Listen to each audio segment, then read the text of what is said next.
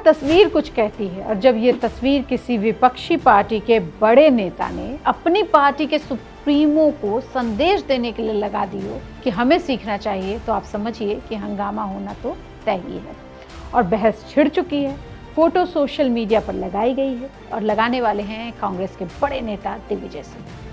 Photo में हैं देश के प्रधानमंत्री नरेंद्र मोदी और पूर्व नेता लालकृष्ण आडवाणी।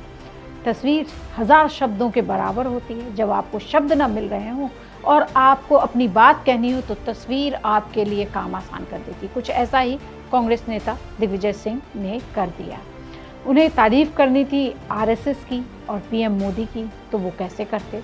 उन्होंने क्या किया, एक फ़ोटो उन्हें एक सोशल मीडिया से मिली, उसे उठाया और लगा दिया और लिखा कि सीखने की ज़रूरत है। उनका कहना है कि बीजेपी और आरएसएस ज़मीनी स्तर पर काम करने वाले कार्यकर्ताओं को पीएम और सीएम जैसे उच्च पद पर बैठने का मौका देती है। ऐसा उनका लिखना था कि खींचतान पार्टी में शुरू हो गई। पार्टी के वरिष्ठ नेता दिग्विजय सिंह एक बार फिर से बीजेपी और आरएसएस के पक्ष में बयान देकर सवालों के कटघरे में खड़े हो गए हैं। आलम यह है कि मामले पर सफाई पेश करने के बावजूद दिग्विजय सिंह सियासी गलियारों में खूब सुर्खियां भी बटोर रहे हैं। फोटो बहुत कुछ कह रही है। प्रधानमंत्री नरेंद्र मोदी की तस्वीर जिसमें वो बीजेपी नेता लालकृष्ण आडवाणी के पास जमीन पर बैठे नजर। दिग्विजय सिंह ने ये पहली बार नहीं किया, ये पिछले कुछ दिनों में उन्होंने ये दूसरी या तीसरी बार इस तरह की बात को कह दिया। उनका कहना है कि बीजेपी और आरएसएस जमीनी स्तर पर कार्यकर्ताओं को प्रधानमंत्री और मुख्यमंत्री जैसे उच्च पद देती ही है। और ये मैंने आपको बताया है कि ये पहली बार नहीं है, इससे पहले भी वो कांग्रेस की कार्यशैली पर सवाल उठाते रहे हैं। पिछले हफ्ते भी उन्होंने कांग्रेस के भीतर सुधार करने और सत्ता के विकेंद्रीकरण की ज़रूरत की बात उठाई थी। कांग्रेस के नेता तो इस पोस्ट पर दिग्विजय सिंह को आड़े हाथों ले रहे हैं।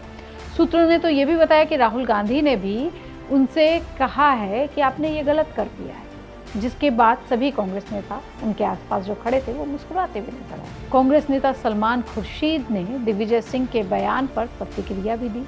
उन्होंने कहा कि प्रशंसा करना और तथ्यों का आकलन करना दोनों अलग अलग चीजें हैं।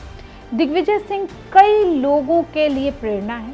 आरएसएस की विचारधारा देश के विपरीत है, तो क्या हमें भी लोगों पर अत्याचार करना शुरू कर देना चाहिए। दिग्विजय सिंह कांग्रेस के नेतृत्व के साथ हैं। हम और दिग्विजय सिंह आरएसएस की पूरी विचारधारा को खारिज करते हैं।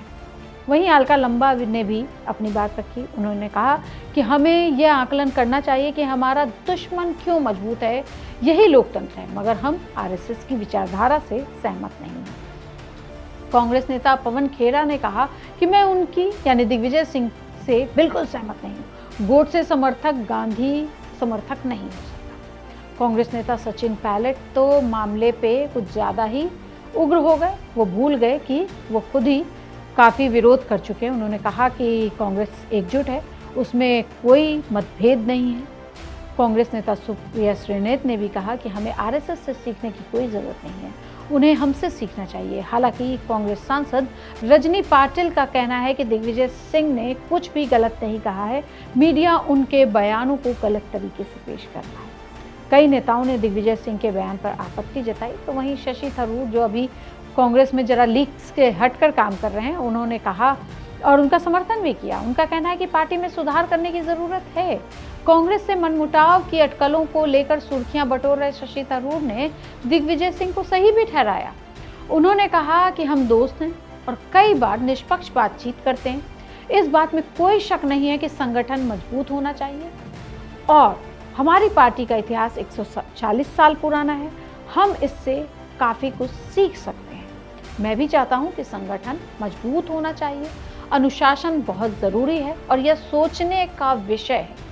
हमारे संगठन में अनुशासन होना ही चाहिए। दिग्विजय सिंह की पोस्ट वायरल हो चुकी है और कई बार इस बात को लेकर आवाज़ उठती रही है।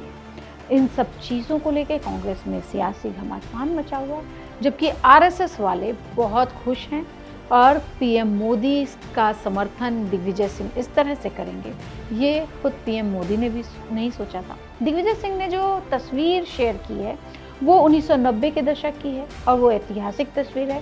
ये फोटो गुजरात की राजनीति में नरेंद्र मोदी के उदय को भी दर्शा रही है। बताया जाता है कि ये तस्वीर 1996 में गुजरात के पूर्व मुख्यमंत्री शंकर सिंह वाघेला के शपथ ग्रहण समारोह के दौरान खींची गई, जिसमें उस समय शीर्ष नेता बीजेपी के वहां उपस्थित थे।